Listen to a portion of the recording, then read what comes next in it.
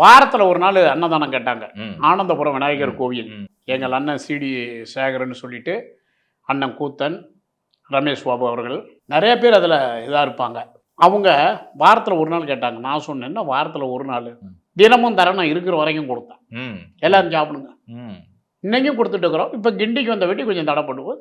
நான் இருக்கிற வரைக்கும். அது மட்டும் இல்லை, அந்த தாம்பரம் கிச்சனில் ஊர் மக்கள் வந்து சாப்பிட்டு போகிறதுக்கு சாயந்தரமான அன்னதானத்தை ஏற்பாடு பண்ணேன். நான் தானே இருந்தேன். சாயந்தரம் சாப்பிட்டு இன்னொரு பாருங்க, அன்னதானம் சாப்பிட்டா போதுமா?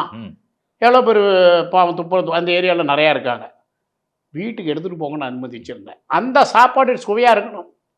எது அன்னதானம் மட்டமாக பண்ணிடக்கூடாதுன்னு எனக்கு டெய்லி டேபிள் எடுத்து வைக்கணும். அந்த சாப்பாடை தான் நான் சாப்பிட்டு பார்ப்பேன்.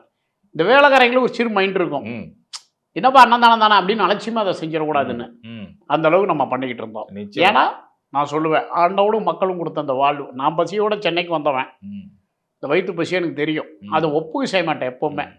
இப்போ கூட நான் நம்மளுடைய தேனி மாவட்டத்தில் ஸ்கூல் பசங்களுக்கு 500 பேருக்கு செய்யும் போது இவங்களுக்கெல்லாம் ஒரு பிரியாணி கொடுத்தா என்ன?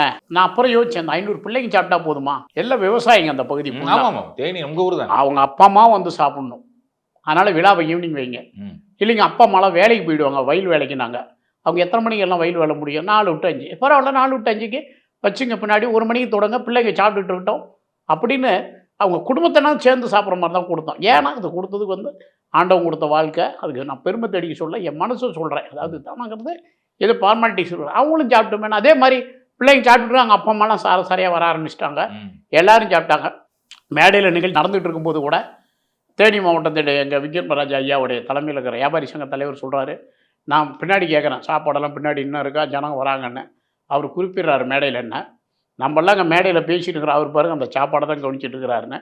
இதே தான் பாக்யராஜ் சார் கூட இங்கே ஒரு மேடையில் சொன்னார். அதுக்காக முருகப்பெருமானுக்கும் உலகெங்கும் வாழும் பக்தர்களுக்கு எந்த கடவுள் இயேசுவாக இருக்கட்டும், எல்லாருக்கும் நன்றி சொல்லிக்கிறோம் இந்த வாழ்க்கைக்கு.